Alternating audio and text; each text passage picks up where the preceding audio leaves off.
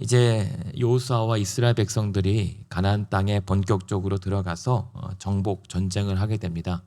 그래서 앞으로 가나안 땅에서 이루어질 그리고 일어날 승리의 모습을 여리고 성의 전투, 그리고 그러나 이 싸움이 우리들의 싸움이 아니라 전적으로 하나님에게 의존하여 승리할 수 있다라고 하는 싸움의 패턴을 아이성과 아간의 범죄를 통해서 보여줍니다. 그러면서 오늘 9장부터는 앞으로 쭉 이어지는 가나안 땅 정복 전쟁의 패턴 같은 것들을 보여주게 됩니다. 근데 그 가운데 오늘 9장에 등장하는 그 가나안 족속 중에 누가 등장하냐면 이 기브온 주민들입니다. 기브온 주민들. 우리가 기브온 주민들은 그 주민들의 어떤 명칭은 기억하지 못하더라도 이 기브온 주민들과 이렇게 연관된 유명한 사건이 뭐냐면 이들과의 관련된 싸움에서 태양이 중간에서 멈추게 된 사건이 바로 이 본문과 연결되어 있습니다. 그래서 우리는 잘 몰라도 10장 13절에 보면 태양이 머물고 달이 멈추기를 하면서 이제 대적들을 다 무너뜨렸다라고 하는 것을 주일학교 때부터 들어서 신나했던 장면입니다. 그런데 이러한 그 하나님의 승리의 그 배경에는 어떠한 사건이 있었는가 보면요. 9장 1절에 보시죠. 9장 1절에 보면 지금 직전까지 아이성 전투에서 다시 이스라엘 백성들이 승리하고 하나님의 백성들이 그 에발산에서 다시 정비합니다. 하나님 앞에서 말씀 앞에 율법 앞에서 정렬하는 가운데 이제 그 주변에 있는 백성들, 가나안 사람들, 헷 사람, 브리스 사람, 히윗 사람, 여부스 사람의 모든 왕들이 이 일을 듣고 2절에 보니까 모여서 일심으로 이 여호수아와 이스라엘 백성들과 맞서 싸우려고 준비합니다. 이제 본인들에게 쳐들어올 것이 분명하기 때문입니다. 그런데 다 그 주변 지역의 왕들은 일심으로 모여 맞서 싸우려고 하는데 유독 3절에 이 기브온 주민들, 그 지역 주민 중에 유일하게 기브온 주민들은 같은 사건과 같은 여리고와 아이에 행한 일을 듣고 싸우려고 모이지 않고 혼자 독자적으로 행동하게 됩니다. 그것이 4절에 보면 꾀를 냅니다. 꾀를 내서 뭘 하려고 하냐면 이스라엘의 종이 되려고 해요. 어쩌면 이 주변 지역 주민들에게는 배신자입니다. 다 우리가 일심으로 모여서 이 이스라엘과 싸워서 이겨도 모자랄 판에 이 기브온 주민들만은 꾀를 내어서 이스라엘 백성들과 여호수아에게 어떻게 가냐면 4절에 보면 모양을 꾸밉니다. 헤어진 배낭, 헤어지고 찢어진 가죽 포도주 부대, 신발도 낡고 음식도 다 곰팡이 난 떡을 막 준비해요. 왜 그럴까요? 6절에 보면 우리는 여기 지역 사람이 아니라 저기 먼 지역에서 사는 사람들인데 당신들과 조약, 화친을 맺기 위해서 왔습니다라고 사실은 속이려고 꾀를 낸 겁니다. 그러면서 오늘 본문에 보면 23절에 오늘 읽어드렸던 본문에 우리는 당신들의 종이 되고 싶습니다 라고 했던 거예요. 이렇게까지 이 종이 되려고 했던 이 기브온 족속들은 왜 그랬을까? 다른 사람들은 다 싸우자고 하는데 우리만큼은 아니다. 우리는 어떻게 해서든 종이 되어야 된다라고 했을까? 힘이 없어서일까? 아니면 싸울 능력이 부족해서였을까? 절대 아닙니다. 오히려 10장 2절에 보시면 이 기브온 주민들을 뭐라고 얘기하죠? 기브온 주민들은 이렇게 기록합니다. 10장 2절에 기브온은 왕도와 같은 큰 성이고 아이보다 크고 그 사람들은 다 강하다라고 해요. 절대 만만한 상대도 아니고 한 번에 무너질 약한 민족도 아닙니다. 강하고 큰 주민들입니다. 오히려 그래서 주변의 왕들이 일심으로 모여서 싸울 때에 기브온이 우리와 한편이 되어야 힘이 실릴 판인데 그 강하고 의지할 수 있었던 기브온 주민이 오히려 혼자만 빼서 꾀를 내서 오히려 상대 이스라엘의 종이 되겠다고 저렇게 자존심 다 팽개치고 거짓으로 옷을 해게 만들고 음식도 곰팡이 하면서 뭘 합니까? 우리가 나무라도 패겠습니다. 제발 살려주십시오라고 달려든 거예요. 왜 이렇게까지 할까? 우리 같으면 일단은 해볼만 하잖아요. 싸워볼만 하고. 그래서 같은 사건과 소식을 듣고도 다른 왕들은 일심으로 모여서 싸워보자고 했는데 왜 유독 크고 강했던 이 민족만큼은 오히려 사람들 표현으로는 기어 들어갔는가? 분명한 차이가 있었기 때문입니다. 그 가나안의 대다수 지역들은 그러지 않았음에도 불구하고 기브온 주민들만 그럴 수밖에 없었던 것은 같은 것을 들어도 들어야 할 것을 들었기 때문이에요. 24절 한번 보시겠습니까? 9장 24절에. 그러면서 이 기브온 족속 주민들이 뭐라고 고백하냐면 우린 나무라도 패겠습니다.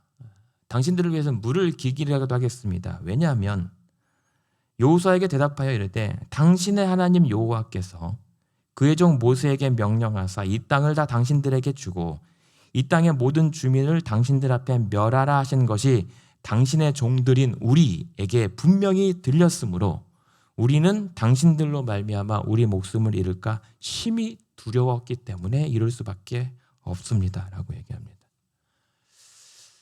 같은 사건을 보고도 이들이 봤던 것은 당신의 하나님 여호와께서 이 땅을 당신들에게 건네줄 것이고 우리를 멸하게 하실 것이라고 하는 사실을 나는 분명히 들었고 알기에 심히 두려워 우리를 살려달라고 지금 이렇게 매달리는 것입니다 라고 얘기를 하는 겁니다. 신기하죠? 그렇다면 그 9장 1절에 가나안, 브리스, 히위, 아모리, 여부스 이 다른 대다수의 왕들은 대체 무엇을 들었단 말인가? 다른 사람들이 다 간담이 이 마음이 녹아 내려갈 정도로 그 하나님의 행하신 일들을 목격해놓고 한쪽은 싸우려고 맞서 싸우려고 하고 한쪽은 이렇게 자존심도 버리고 매달리는 이 모습들, 이런 모습을 보면 신기하지 않습니까? 지금 이스라엘 백성들은 가나안 땅에 지금 처음 막 들어가는 입장이에요. 누가 말해주지도 않았어요. 그냥 자신들은 일단 하나님께서 가라고 하신 대로 가서 명령하여 여리고성을 그냥 말없이 돌다가 소리쳤을 뿐이고 아이성도 지금 그 작은 성을 빼앗으려다가 호되게 당해서 어떻게 찍소리도 하지 못한 상황에서 어떻게 이 가나안의 토박이들이 하나님에 대한 소식을 들었던 것일까? 이 말은 지금 여호수아와 이스라엘 백성들이 가나안 땅을 정복하거나 전도하지 않아도 이미 하나님께서는 그 땅 가운데서 이미 일하고 계시다라는 사실을 드러내는 거예요. 하나님은 스스로 자신의 이름을 가나안 족속들에게 이미 선포하고 계셨던 것이고 하나님의 역사를 지금 이루고 계시다라고 하는 사실입니다. 그래서 이러한 소식을 듣고 살 수 있는 것은 그 당신의 여호수아와 이스라엘 하나님 앞에 나아가는 것밖에 없습니다. 그것을 우리는 회개라고 하죠. 그러니까 이 본문의 위치, 이런 이 본문이 왜 9장에서 이 가나안 땅의 어떤 대표적인 사건으로 이루어지는가? 우리에게 하나님은 어떻게 일하시는가를 확실히 보여주기 위한 것입니다. 앞으로 가나안 땅을 더 완전히 남부를 지금 정복하고 북부를 정복하고 이제 중앙 지역을 정복하는 수순으로 가게 되는데 남부 지역을 공격하고 있는 상황이에요. 근데 하나님께서 이러한 전쟁에서 어떻게 일하실 것인가? 하나님께서 약속하신 대로 내가 이룰 것이다라고 하는 것을 얘기하는 겁니다. 무슨 말씀이냐면 우리가 기억하시겠지만 신명기 20장에 보면 너희가 가나안 땅에 들어가려거든 모세에게 뭐라고 얘기합니까? 먼저 화친을 맺으라고 합니다. 화친을 선언하고 만약에 그것에 동의하는 민족은 살려주지만 화친을 거부한 민족은 멸절하라. 왜냐하면 이스라엘 백성들이 우상과 그런 가증한 죄에 휩쓸리게 될까 봐 그 싹을 제거하는 거죠. 근데 11장 19절 한번 미리 또 한번 가보시겠습니까? 11장 19절에 보면 이런 말씀이 있습니다. 11장 19절에 보면은 이 가나안 땅을 정력하면서 19절에 정리하는데 이렇게 요약합니다. 여호수아가 그 모든 왕들과 싸운 지가 오랫동안인데 기브온 주민 히위 족속 외에는 이스라엘 자손과 화친한 성읍이 하나도 없고 이스라엘 자손이 다 싸워서 점령하였으니 그들의 마음이 완악하여 이스라엘을 대적하러 하여 싸우러 온 것은 여호와께서 그리하게 하신 것이라 라고 얘기하면서 하나님께서 이들을 멸할 수밖에 없었던 이유들을 기브온 이 주민 외에는 화친을 맺자고 온 족속들이 없었던 거예요. 그러니까 신명기 말씀에 근거해서 하나님은 자신의 약속에 따라 일하고 계셨던 것이고 이스라엘 백성들은 하나님의 계획과 일정에 따라 지금 움직였던 것입니다. 그러면서 뭐라고 얘기하냐면 11장 20절에 이 기브온 주민 외에는 화친을 맺으러 오지 못하고 다 진멸당한 이유는 하나님께서 그렇게 하신 거예요.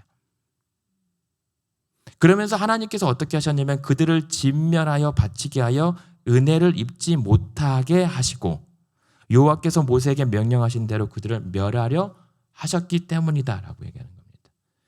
그래서 20절에 그들의 마음이 완악하였다라고 하는 것은 어디에서 등장하냐면 출애굽기에서 하나님께서 이스라엘 백성들을 건지기 전에 10가지 재앙으로 심판하셨던 그때 바로의 마음이 완악하게 되었을 때의 동일한 의도입니다. 그러니까 하나님은 이 가나안 족속들의 마음까지도 주장하여 주셔서 구할 자와 또 심판할 자를 하나님께서 정하시고 일하시는 모습을 보게 됩니다. 그래서 출애굽기에 모세에게도 얘기하죠. 나는 내가 스스로 일한다. 나는 긍휼히 여길 자는 내가 긍휼히 여기지 네가 살려달라고 네가 어떤 것을 해도 그래 너 때문에 일하는 것이 아니라 내 스스로 나의 영광을 위해서 일하는 자다라고 얘기를 하는 겁니다. 그러니까 이 모든 가나안의 정복 전쟁에 되어지는 일들은 다 하나님에게 속한 일들이었던 겁니다. 예. 그 가운데 기브온 족속들은 하나님의 은혜를 입고 살게 된 민족, 살아남은 민족인 거죠. 그래서 다시 오늘 본문에 돌아오면 9장 6절에 보면 이 6절 7절에 보면 기브온 주민들이 이렇게 얘기하거든요. 이스라엘 백성들 우리와 조약을 맺으십시다. 우리랑 언약을 맺으십시다라고 하는 이 조약이 어떤 동일한 단어냐면 하나님과 이스라엘 백성들 사이에 맺을 때 언약, 베리트라고 하는 단어랑 동일한 단어입니다. 그러니까 이 기브온 주민들이 이스라엘과 맺었던 약속은 하나님과 이스라엘 백성들이 맺었던 언약과 동일한 효과를 내는 약속이었던 겁니다. 그러니까 지금 이런 모든 정황들을 종합해 보면 가나안 땅에서 최초로 회개한 민족이 기브온 주민이에요. 최초로 회개한 사람은 누구죠? 라합이라고 할 수 있잖아요. 그러니까 이 본문은 개인에서 한 민족으로 그러한 이 하나님의 구원의 영역이 확장되는 것을 또 같이 보여주게 됩니다. 근데 지금 이 상황에서 기브온 주민이 어떻게 그러한 보호를 받게 되죠? 이 여호수아와 이스라엘 백성들의 연약함, 경솔함, 실수를 통해서 한 민족이 오히려 살게 되는 영향이 결과를 초래해요. 우리가 이 기브온 주민들이 돌아온 것을 보면서 가장 대표적으로 언급하는 부분이 뭐냐면 9장 14절에 이들이 꾀를 내서 거짓말하고 거짓 신발, 거짓 음식으로 꾀를 내는 것을 여호수아가 묻지 아니하고 하나님께 묻지 아니하고 옳다 그러면 받아들이겠다라고 한 바람에 나중에 원망을 듣거든요. 이것은 경솔한 겁니다. 직전까지 아이성을 뺏었을 때 하나님께 의지하지 않고 큰 패배를 자초했던 이 사람들이 바로 직후 아이성을 또 다시 뺏었다라고 하는, 그래서 하나님 말씀 앞에 다시 정비했다고 했는데 바로 직후에 경솔하게 묻지 아니하였던 결과가 바로 이것이었던 거예요. 이 말은 오히려 역설적으로 뭐냐면 하나님의 구원과 우리의 승리는 우리의 잘남과 잘함과 못함의 여부에 달려있지 않다는 거예요. 오히려 하나님은 우리의 경솔함과 어리석음과 실수조차도 그것을 악을 선으로 바꿔서 일해 주시는 분이라는 사실을 지금 이 본문에서도 얘기하시는 겁니다. 이 말은 무슨 말씀입니까? 이와 같이 앞으로도 이렇게 일할 것이다 라고 하는 거예요. 우리의 잘함과 우리의 잘남이 아니라 우리의 못함과 경솔함에도 불구하고 하나님은 하나님의 계획대로 하나님 스스로의 영광을 취하시면서 우리를 이끌어 가실 것이다. 그리고 그렇게 승리하게 하실 것이다 라고 하는 것. 네. 이스라엘 백성들, 기브온 주민들이 살아남았지만 사실은 이 과정에 처음부터 끝까지 본 이스라엘 백성들은 하나님은 이렇게 일하시는구나라는 사실을 절실하게 다시 한번 체감하게 되는 거거든요. 하나님은 항상 관심은 우리예요. 우리의 관심은 항상 바뀔지 모르고 타인일지 모르지만 그러나 하나님의 그 관점, 시야는 항상 여기에 우리 안에 집중되어 있다는 말입니다. 그 모든 것을 다스리시는 창조주 하나님께서 우리 같은 나 같은 작은 자에게 집중하시는 이유, 그러니까 너 없이는 못 살겠다는 거거든요. 오히려 하나님이 더 간절하세요. 하나님이 더 애절하세요. 바뀌었잖아요. 오히려 우리가 더 그만큼 하나님한테 간절하고 애절해야 되는데 하나님이 더 간절하고 오히려 그 하나님의 관심 바뀌었을지 모르는 기브온 주민들이 더 간절해요. 아이러니입니다. 그러면서 지금 결국은 이 기브온 주민을 통해서 하시고 싶은 말씀은 여호수아와 이 이스라엘 백성들에게 내가 지금 너희와 함께하고 있다는 사실을 다시 한번 증명해 보이시는 거거든요. 여호수아에게 여호수아 1장에서 뭐라고 약속했습니까? 내가 너와 함께할게. 그래서 너의 평생에 너를 당할 자가 너를 당해낼 대적이 없을 것이야 라고 1장 8절에 약속을 하신단 말입니다. 1장 5절에. 근데 10장 8절에 보시죠. 10장 8절. 그러면서 하나님께서 이런 기브온 주민의 사건을 통해서 뭐라고 말씀하세요? 그때 여호와께서 여호수아에게 이르시되 그들을 두려워하지 말라. 그들을 내 손에 넘겨주었으니 그들 중에서 한 사람도 너를 능히 당할 자가 없다. 하나님은 지금도 그때 동일하신 하나님이시구나. 내가 그 지금이나 이전이나 앞으로도 하나님은 동일하게 나와 함께 하시고 역사하실 하나님이심을 직접 말씀해 주시는 거예요. 여러분 이 아침에 여러분 기도하시다가 이 하나님이 지금 나의 하나님이시다라는 사실을 붙잡고 기뻐할 수 있었으면 좋겠습니다. 하나님께서 맞아 이렇게 약속하시고 이렇게 일해 오셨구나. 너를 대적할 자가 없고 지금도 한 사람도 너를 당할 자가 없게끔 나와 함께 하시는 그 하나님이 내 곁에 찾아와 나를 안아주고 보호하고 계시다는 사실을 우리가 믿음으로 바라며 기도하길 바랍니다. 앞으로도 그렇게 일하신다는 약속이거든요. 그러면서 하나님이 어떻게까지 일하세요? 그런 가운데 10장 10절에 보면 뭐라고 합니까? 여호와께서 그 대적들을 패하게 하세요. 여호수아가 이기게 한 게 아닙니다. 여호와께서 직접 싸움에 나서신 거예요.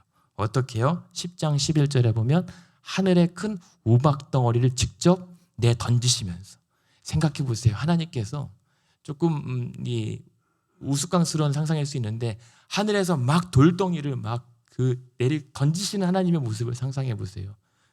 여호수아를 위해서 하나님께서 돌팔매질을 하신단 말입니다.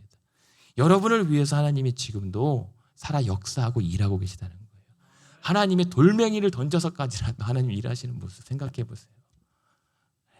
하나님은 근엄하시고 위대하신 분이시기도 하고 위험 있는 분이기도 하지만 우리를 위해서라면 그냥 버선발로 체면이고 뭐고 그 자녀들에게 뛰어가는 아버지의 모습처럼 일하시는 분이 우리 하나님이시란 말이에요. 기가 막히지 않습니까? 이런 신을 믿는 종교가 어디 있습니까? 하나님의 은혜로. 그래서 오죽하면 10장 14절에 그렇게 태양이 머물고 달이 멈출 때에 뭐라고 성경은 말씀합니까? 14절에 여호와께서 사람의 목소리를 들으신 이 같은 날은 전에도 없었고 후에도 없었다. 이는 여호와께서 이스라엘을 위해서 싸워주셨기 때문이다. 이같이 하나님께서 사람의 목소리를 들은 적, 오늘 이같이 하나님께서 우리의 기도를 들으신 적이 없다 할 정도로 하나님의 능력과 하나님의 승리와 하나님의 기적들이 우리들 가운데 일어날 수 있을 줄로 믿습니다. 그랬을 때 10장 42절에 이러한 모든 여호수아와 이스라엘 백성들이 했었던 것은 무엇입니까? 여호와께서 그냥 시키신 대로만 했던 거예요. 그러니까 이 10장에 나오는 이 승리의 패턴은 앞으로도 마찬가지지만 여호와께서 명령하신 것 같이 행해야 했다. 마치 모세가 죽기 전에 출애굽기에서도 모세는 하나님의 말씀대로 행하였다, 순종하였다라고 하는 것이 고작이었던 것처럼 여호수아도 특별히 여호수아서는 여호수아가 주인공처럼 보이지만 여호수아는 사실 별로 대사가 없어요. 여호수아서를 보면 그냥 여호수아는 처음과 끝에만 중간에만 잠깐 등장하고 다 하나님께서 일하시는 장면들이 여호수아서에 대부분이에요. 그러니까 하나님이 주인공이시고 여호수아는 10장 40절에 하나님 여호와께서 명령하신 것 같이 했던 것이지만 실제로 일하신 분은 42절 이스라엘의 하나님 여호와께서 이스라엘을 위하여 싸우셨으므로 그 모든 왕들과 그들의 땅을 단번에 빼앗아 버리셨다라고 얘기합니다. 우리는 한참 걸릴 것 같고 사실은 7년, 14년 이 정도 몇 년 걸리는 전쟁이었지만 하나님의 입장에서는 그냥 단번에 빼앗아 버리시는 거예요. 단번에. 우리는 오래 걸릴 것 같은데 하나님의 입장에서는 그것을 한순간에 이루시는 하나님. 말씀으로 모든 천지 만물을 지으신 하나님께서 고작 그것 하나 못 들어주시겠는가. 그런 하나님 앞에 우리가 나와 기도하는 것입니다. 그래서 오늘 이 말씀을 통해서 우리에게 주시는 말씀은 무엇이죠? 보라, 그 하나님의 구원의 소식, 복음을 들으라. 같은 일을 보고도 깨닫지 못해서 맞서 일심으로 싸우려고 하는 자들의 최후를 보지 않았느냐? 하나님께서 태양을 멈춰서라도 심판하신다. 그러나 어떻게 해서든 자존심이든 꾀든 하나님 앞에 회개하고 돌아온 자들은 이들을 구원하기 위해서 하나님은 그 모든 하나님의 지으신 천지 만물을 동원하여서라도 이기게 하신다. 보존하신다라고 하는 거예요. 그리고 아까 보았던 것처럼 11장 20절에 하나님은 택한 자, 자기가 택하여 은혜 입기로 한 자들은 어떻게 해서든 끝까지 책임지신다. 그러나 하나님의 은혜에 대열에 들어오지 못하고 택함받지 못한, 은혜 받지 못한 자들은 애굽 바로왕처럼 마음이 완악해져서 하나님의 심판을 면할 수가 없게 된다. 그러니 돌아오라. 회개하라. 그리고 하나님 앞에 나아오라. 이것이 우리 구원받은 자들의 승리의 비결입니다. 하나님께서 우리의 말을, 사람의 말을 이같이 들은 적이 없는 그 하나님. 그 하나님께서 우리의 말을 들으실 필요도 없는 분이 여러분들의 간절한 호소와 기도에 몸을 낮춰 귀를 기울여 듣고 계시다는 사실. 그래서 우리는 그냥 하나님께서 명하신 것대로 따라갈 뿐이지만 실제 이기게 하시는 것은 여호와께서 그들을 패하게 하시고 우리를 이기게 하시고 단번에 승리하게 하신다라고 하는 이것이 오늘 우리가 믿는 하나님이십니다. 그러니까 오늘 또 저와 여러분이 그래서 할 수 있는 것이 무엇이겠습니까? 하나님 앞에 자존심 다 내려놓고 절박하고 간절함으로 하나님 아니시면 안 됩니다 라고 나오는 거예요. 경솔함, 무지함 혹은 무례함 그거 개의치 않으신다고 말씀하시는 거예요. 살기 위해서 하나님 나 정말 이 기본 주민들이 그렇게 당신의 종이 되고 싶습니다. 당신의 그 하나님께서 하신 일들을 듣고 죽을까 봐 두렵습니다라고 했던 이들에게는 누가 있을까요? 자기의 가족들이 있는 거예요. 자기의 자녀들이 있는 거고 자신들의 남편과 아내들이 있습니다. 하나님 우리 가족 살려주십시오. 우리의 이웃들을 살려주십시오. 라고 하기 위해서도 크고 강한 성읍이 한 주민들이 떼거지로 하나님 앞에 항복하면서 나왔던 것이 오히려 이들의 구원에 이루어졌던 겁니다. 우리가 하나님 앞에 나아갈 때 자존심, 내가 크고 강함, 나의 성읍이 어마어마한 규모에 있음 중요하지 않습니다. 그러한 자들의 모든 이 결론은 무엇입니까? 예를 들면 11장 10절에 핫솔이라고 하는 것은 본래 그 모든 나라의 머리, 그 지역에서 가장 큰 우두머리였는데 결과는 무엇입니까? 13절에 보면 하나도 남김없이 핫솔은 불살름을 당했다라고 하는 거죠. 그 모든 것의 주인 되신 하나님 앞에 우리가 오늘 내세울 곳이 있다면, 아니 하나님께서 우리를 기뻐하시는 것이 있다면 그 하나님 앞에 모든 것 내려놓고 간절함으로 진실됨으로 나아 회개하며 하나님의 구원을 붙잡는 것. 이게 우리의 기도입니다. 우리의 기도는 복잡하지도 않고 막 현란하지도 않습니다. 하나님 한 분이시면 충분합니다. 그래서 그 대표적인 사건으로 나아만 장군이라고 하는 이 아람의 큰 군대 장관이 그 하나님의 그 신하 앞에 엎드려서 굴복당하면서 그 모든 요단강에 몸을 씻었더니 낫는 역사가 일어났던 거 하나님의 역사잖아요. 자존심 다 내려놓고 나의 어떤 권위와 지위와 역할들, 능력들 다 내려놓고 순종했을 때, 그리고 신약에 누가 있습니까? 사랑하는 종이 죽어가려고 하는 이 상황에 이 종을 살리려고 했던 백부장이 예수께 나아갑니다. 예수님께. 예수님, 내 사랑하는 종이 죽게 되었는데 고쳐주십시오. 그런데 예수님께서 나 같은 죄인의 집에 오시는 것을 내가 감당하지 못하겠습니다. 그러니 한 말씀만 하십시오.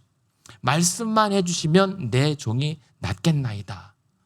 라고 했더니 예수님께서 뭐라고 합니까? 참, 이스라엘 중에서 이만한 믿음을 가진 자를 못 봤다라고 합니다. 그 백부장, 정말 예수를 어떻게 단칼에 어떻게든 해치울 수 있는 그 자존심도 없이 사람들 다 보는 앞에서 그 사랑하는 사람이 죽어가는 가운데 그렇게 고백했더니 말씀만 하옵소서, 그러면 낫겠나이다 했더니 예수님께서 뭐라고 하십니까? 내가 이만한 믿음 보지 못했다.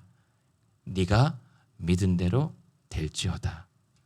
그랬더니 그 즉시 그 하인이 나았던 역사가 예수님께서 신약시대에 우리에게 보여주신 하나님의 구원과 능력이었던 거죠.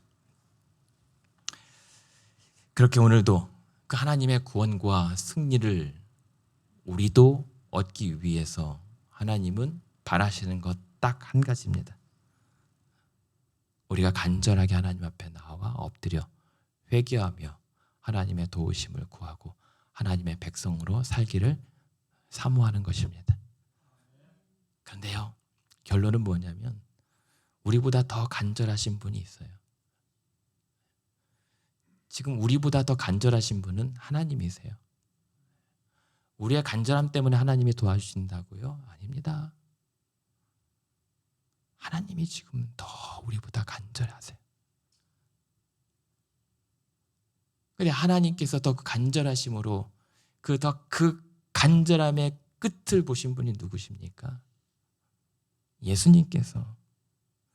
정작 우리가 더 간절해야 되는데 오히려 우리보다 더 간절하게 모든 걸 버리시고 자존심이고 모든 권리도 능력도 내려놓으신 채 그 저주의 십자가에 매달리셨던 예수 그리스도의 간절하심이 우리를 살리신 겁니다. 오히려 그 저주받은 십자가로 올라가시면서 예수님은 이제 더 이상 하나님으로서가 아니라 침받음 받고 조롱받는 이로써 우리를 구원에 이르게 하신 거거든요. 그렇다면 오늘도 우리가 뭐 내려놓지 못할 게 있습니까? 뭐 하나님 앞에 우리가 버리지 못할 게 무엇이겠습니까? 주님은 모든 걸 버려 우리를 살려주셨는데, 그래서 오늘 이렇게 기도하기를 원합니다. 하나님, 그럼에도 불구하고 그 크신 하나님의 간절함과 그리스도의 십자가의 구원 앞에 여전히 완악한 내 마음을 열어주시옵소서. 이 완악한 마음을 열어 하나님의 은혜를 덧입혀 회개하며 주 앞에 다시 나아가게 하여 주시옵소서. 그래서 하나님의 말씀대로 오늘도 순종하며 회개할 때에 우리에게서도 여호와께서 직접 나를 위하여 싸워 승리케 하시는 그 구원을 우리에게도 허락하여 주시옵소서. 기도하며 승리하는 아침 되시기를 주님의 이름으로 축원드립니다.